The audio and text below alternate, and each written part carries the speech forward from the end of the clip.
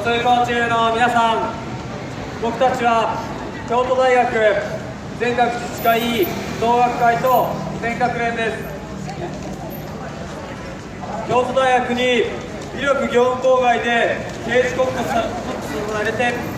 そして今も勾留されている6学生を直ちに取り戻そう、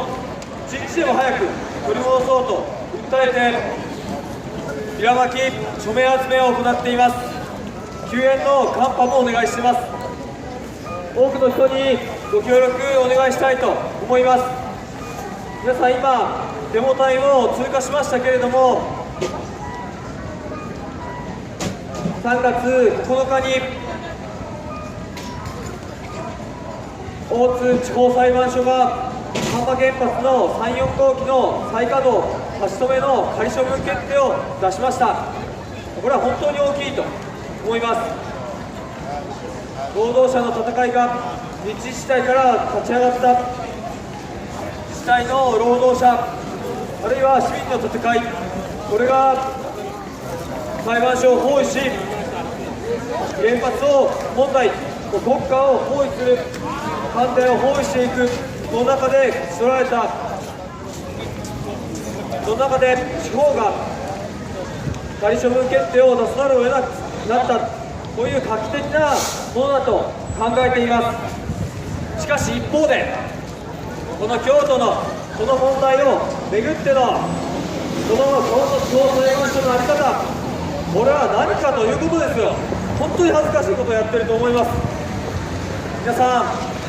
ん、威力業務妨害で学生を逮捕できたのはなぜか、そして全国の関係あるんだかないんだかよく分かんない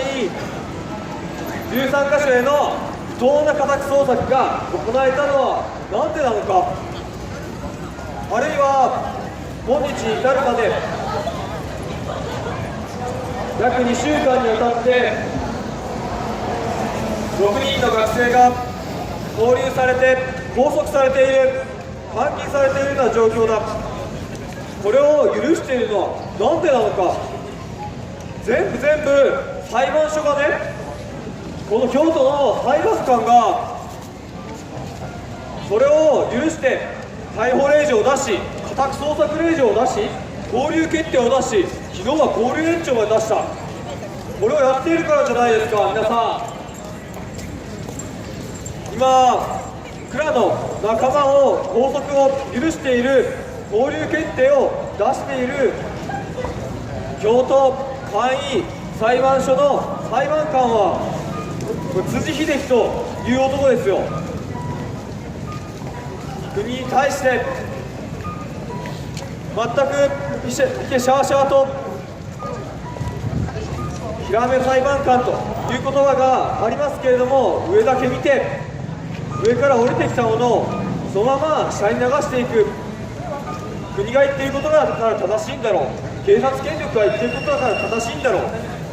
そういうことを何の恥じらいもなく行っているこの辻秀樹裁判官、このような男が本当に司法を腐らせて、原発の在り方だし、安倍政権がやってる戦争のやり方、これにお墨付きを与えてるんじゃないですか。皆さん、僕たちはね、警察は本当に許せないよ。拘束して僕の仲間を、男を襲撃してさ、拘束して監禁してるんだよ。絶対許せないよ。だけどそれと一緒になって今大学も司法も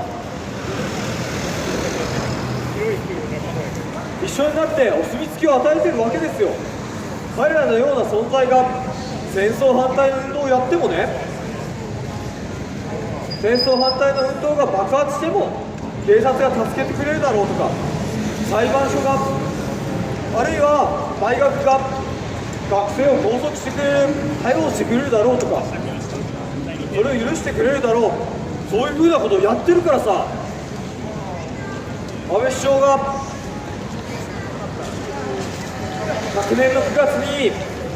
強行的に戦争を成立できたんじゃないですか。そして今、恥知らずにも会見を言い出して、明確に戦争ができる国づくりを進めてるんじゃないですか。皆さん、ここに本当に力ある戦いをぶつけていかなくちゃならないんだ。今日それが問われていると思います。その一つの回答が、僕たちは昨年10月27日の京都大学の戦争反対のストライキだったんだと思っています。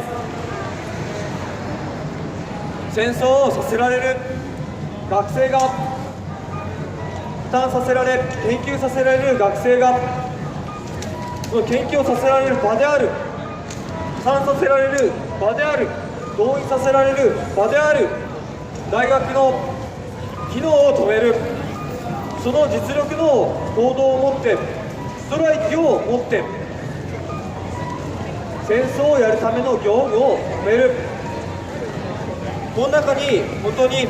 戦争を止める力があると思います。皆さん、今、戦争をめぐって本当にラディカルな方針が問われているんだと思います。三条名店街前をご通行中の皆さん、僕たちは京都大学勉学自治会同学会と全学年です。皆さん、僕たちが巻く扉を受け取ってください。戦争反対立ち上がった6学生の不当逮捕に即時釈放を求める署名を集めています。ご協力ください。そして明日13日、そして14日、集会デモと、そして交流理由開始公判が行われます。ぜひこちらに参加して、障害を、そして地方裁判所を本していこうじゃありませんか。よろしくお願いします。お願いください。